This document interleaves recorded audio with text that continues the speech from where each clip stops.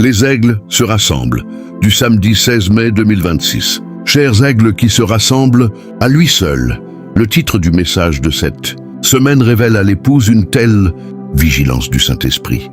De penser qu'il s'élèvera des hommes qui seront de vrais oints en ce jour, ayant une véritable onction du même Saint-Esprit qui était sur notre prophète, mais qui seront faux.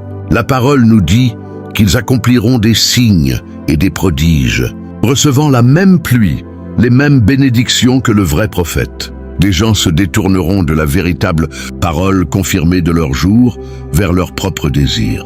Ils se donneront une foule de docteurs, ayant la démangeaison d'entendre des choses agréables. Ce sera tellement proche de la véritable parole que cela séduira presque les élus. À quel point cette onction sera-t-elle proche? Est-ce que ce sera facile de discerner le vrai du faux? Le prophète nous a dit que le roi David, un homme selon le cœur de Dieu, qui avait l'onction sur lui, a reçu une vraie révélation. Mais c'était mal. Quoi? Laissez pénétrer cela pendant un instant. Le roi choisi par Dieu avait une vraie onction et une vraie révélation. Mais c'était mal.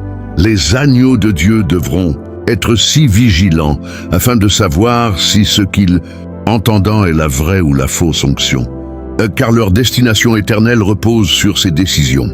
Nous savons que Dieu a placé beaucoup de vrais ministres pour aider à guider et à garder son épouse dans la parole. Sa parole le dit, et nous sommes reconnaissants au Seigneur pour chacun d'entre eux.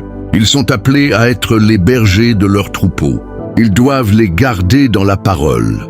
Ce faisant, ils ne doivent pas manquer de passer la seule voix de Dieu confirmée à leurs troupeaux. Comme nous venons de l'entendre, chaque homme peut être dans l'erreur, même avec une vraie onction et une vraie révélation. Mais l'épouse peut être rassurée, parce que Dieu a pourvu d'un moyen parfait pour qu'il puisse toujours écouter la vraie onction, la vraie révélation, l'authentique, ainsi dit le Seigneur, appuyé sur lecture, tout simplement. Où que soit le cadavre, là s'assembleront les aigles. Où que soit le cadavre, là nous, les aigles, nous nous assemblerons. Où que soit la viande fraîche, la parole de la saison, le message de l'heure. Il n'y a pas d'endroit plus frais où manger cette manne que d'écouter la voix de Dieu parler lui-même. C'est sa parole. L'homme ne vivra pas de pain seulement, mais de toute parole. Les prédestinés reconnaissent cela. Une voix étrangère, ils ne la suivront pas. La raison pour laquelle nous ne serons pas séduits, c'est que nous sommes la parole avec cette révélation. Nous ne pouvons être rien d'autre. Nous ne connaissons rien d'autre. Je suis, non pas j'étais ou je serai. Je suis, au temps présent la parole maintenant. Au commencement était la parole, et la parole était Dieu. Et quand cela s'accomplit, il y eut aussi des imitateurs. Jésus a dit que cela se répéterait dans les derniers jours. Que le Seigneur soit loué. Parlez-moi d'une assurance pour l'épouse. Quand vous avez cette révélation, vous savez que vous êtes son épouse chérie, élue et prédestinée. En écoutant la voix de Dieu sur les bandes, nous écoutons le Fils de l'homme qui est Christ. Nous ne nous nourrissons pas d'un homme, mais du corps-parole infaillible du Fils de l'homme. Si vous voulez être certain à 100% que vous écoutez l'ainsi dit le Seigneur, venez vous joindre à une portion de l'épouse ce dimanche, à midi, heure de Jeffersonville, alors que nous écouterons la voix de Dieu. Dr. Joseph Branham. Message.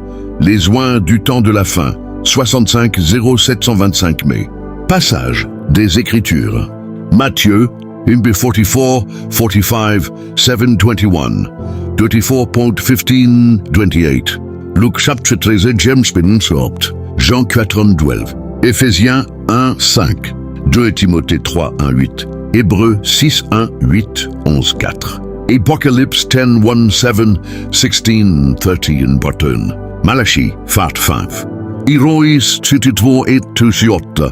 Jérémie chapitre 27 et 28.